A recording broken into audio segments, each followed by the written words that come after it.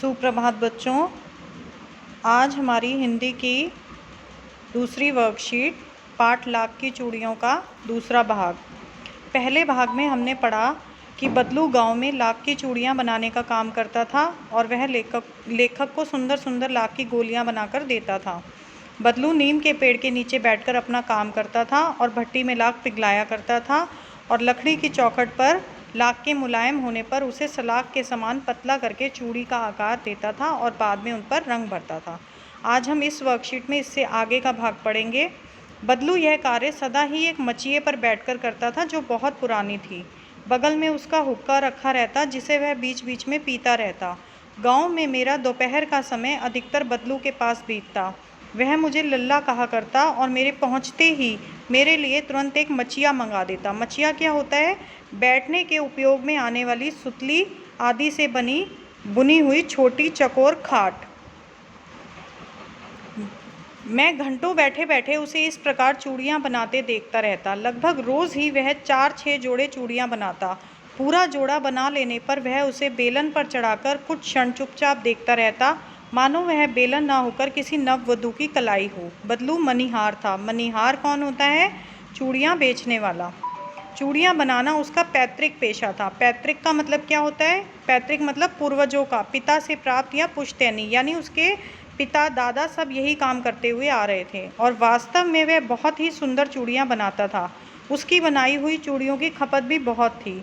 उस गांव में तो सभी स्त्रियां उसकी बनाई हुई चूड़ियां ही पहनती थीं। आसपास के गांव के लोग भी उससे चूड़ियां ले जाते थे, परंतु वह कभी भी चूड़ियों को पैसे से ना बेचता था। उसका अभी तक वस्तु विनिमय का तरीका था। वस्तु विनिमय क्या होता है?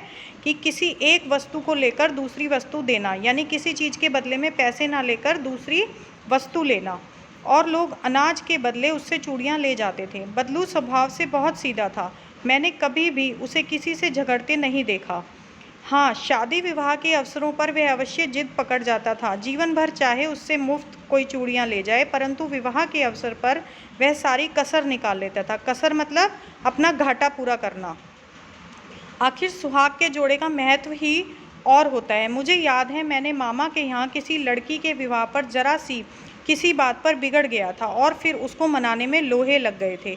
विवाह में इसी जोड़े का मूल्य इतना बढ़ जाता था कि उसके लिए उसकी घरवाली को सारे वस्त्र मिलते, ढेरों अनाज मिलता, उसके लिए एक पगड़ी मिलती और रुपए मिलते सो अलग। यदि संसार में बदलू को किसी बात से चिढ़ थी तो वह थी कांच की चूड़ियों से। यदि किसी भी स्त्री के हाथों में वह कांच की चूड़ियाँ दिख जाती तो वह अंदर ही अंदर कुढ़ जाता और कभी कभार तो 2-4 बातें भी सुना देता था। ये था आपका आज का लाख की चूड़ियों का भाग 2। अब इसके प्रश्न उत्तर देखिए।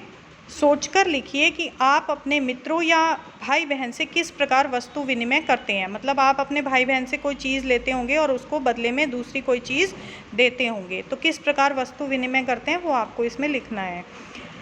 दूसरा प्रश्न है, बदलू गांव की स्त्रियों के हाथ में कांच की चूड़ियां पहने देखकर गुस्सा क्यों होता था?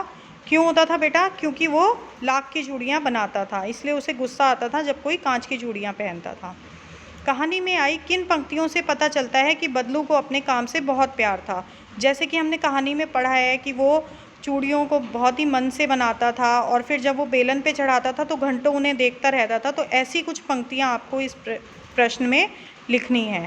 प्रश्न 4, कहानी में मुहावरों का प्रयोग हुआ है, जैसे लोहा लगना यानी बहुत मेहनत करना।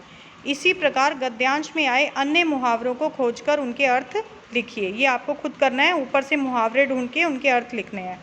आप छुट्टियों में जिनके घर जाते हैं उनके घर की दिनचर्या आपकी घर की दिनचर्या से कैसे अलग होती है, लिखिए। जब आप छुट्टियों में किसी के घर रहने जाते हैं तो आप उनके घर का जो दिनचर्या होती है वो अलग होती है, तो आपको इसमें वही लिखना है कि वो लोग कैसे अपना दिनचर्या निकालते हैं। धन्यवाद।